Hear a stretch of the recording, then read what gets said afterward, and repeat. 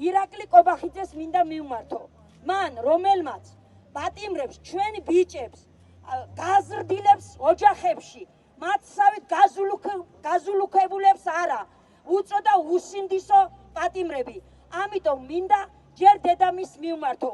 მითხრას როგორ გაზარდა თვითონ ესეთი უსინდისო უნამუსო არაფრის მაქმნისი შვილი, რომელსაც მიტაცებული აქვს დღეს პრემიერ-მინისტრობა.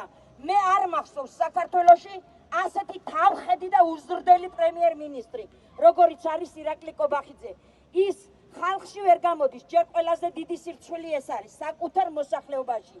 ის ვერ გამოდის თავის სტუდენტებთან.